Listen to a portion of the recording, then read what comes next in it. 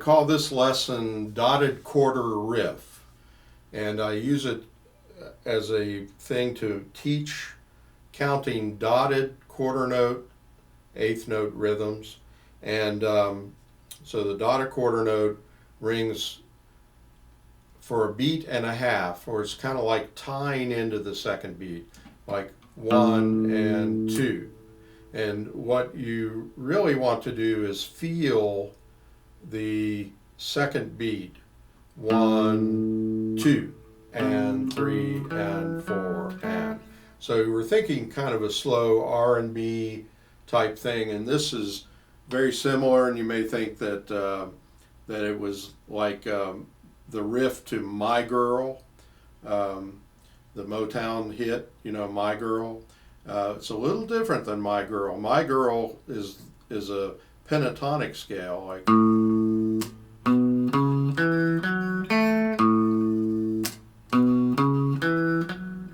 I got sunshine on a cloudy day. That song. It's a beautiful song. But it's a pentatonic scale, and so it's second fret to fourth fret, whereas this one is third fret. It's more of a blues lick, really subtle difference. Most people wouldn't notice that difference. And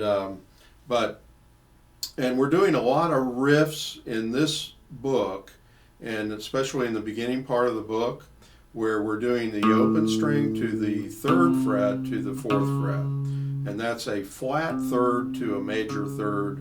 That's very common in blues and rock and roll. I mean, it's the major mixing the minor with the major is like, see,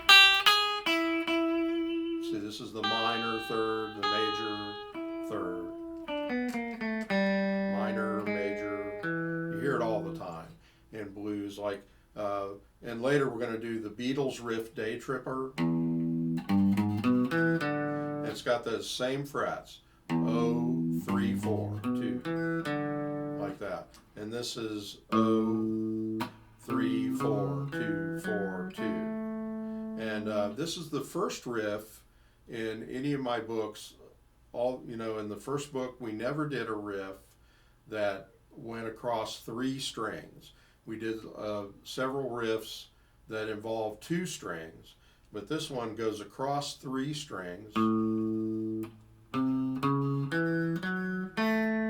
starting on the 5th string, 4th string, 3rd string. So you have that string skip going back to the root of the beginning of the next riff. And sometimes you'll go, when you have a chord change, 3rd string to the 6th string. So you're skipping a couple of strings. But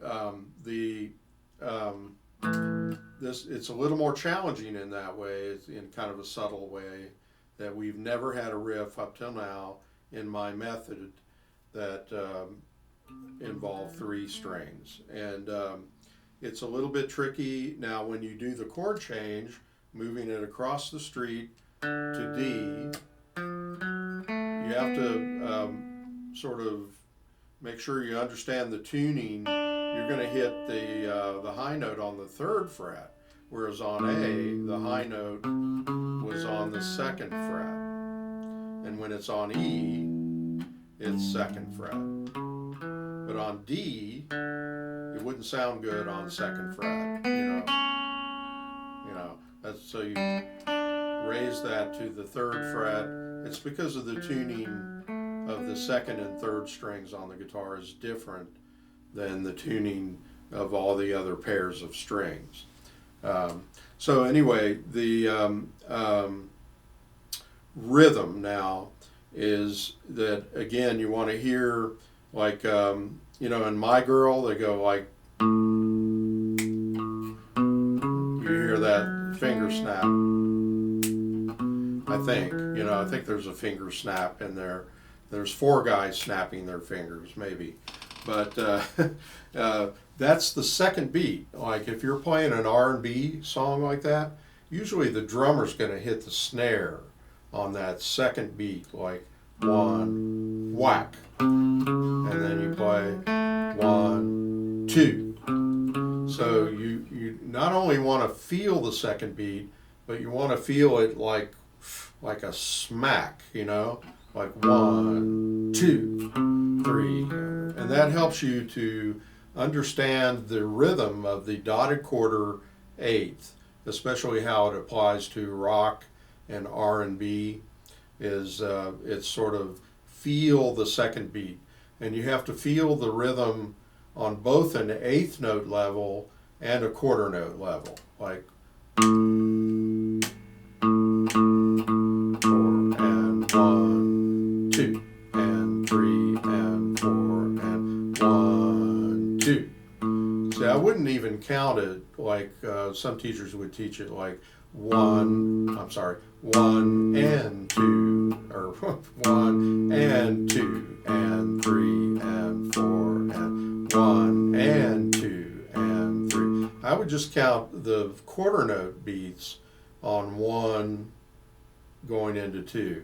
1, 2 and 3 and 4.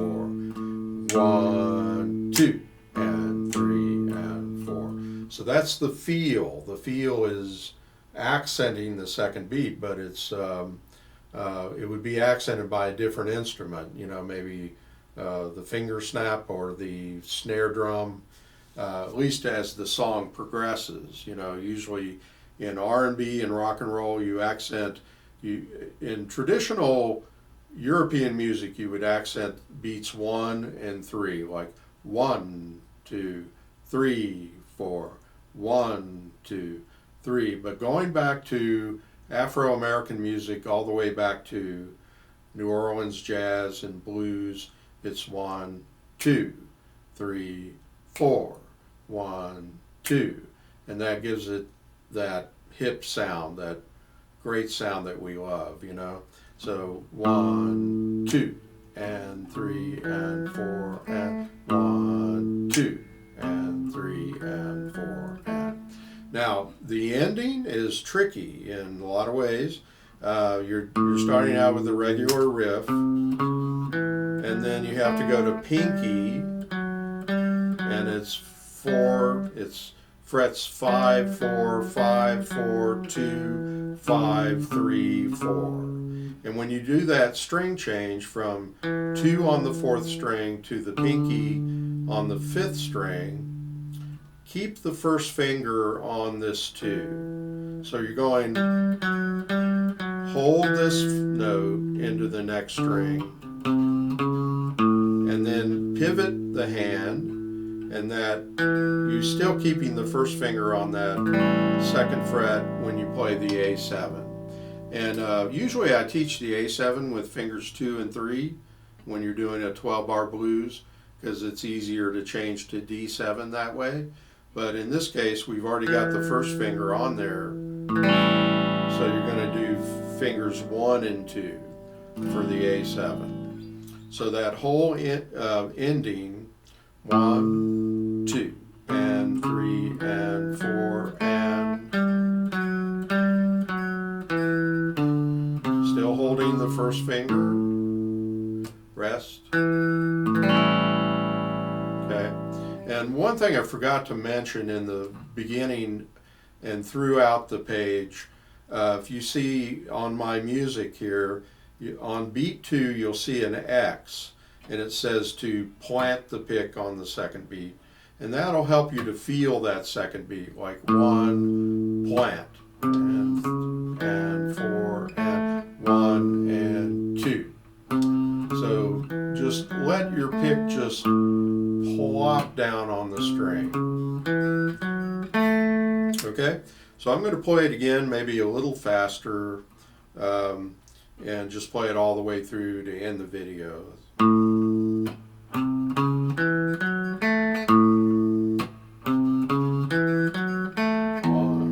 2, and 3. 1, 2.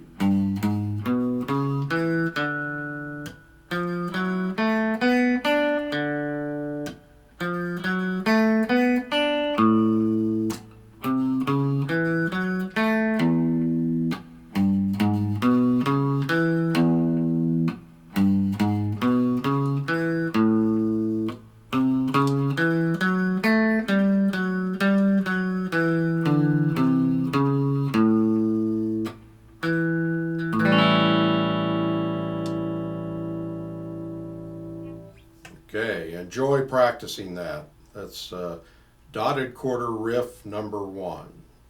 And it's kind of, you need to get this one down before we get into other dotted quarter tunes like Day Tripper, 1, 2, 3, 4, 1, 2, 3, 4. That has several offbeat things in it. It's a little more complex rhythm, but it's still that same basic riff, that O to 3rd fret to 4th fret. Okay, so we're kind of exploring that in this part of the book. So have fun with that, all right? Make sure you like John Hedger Guitar Studio on Facebook and subscribe here.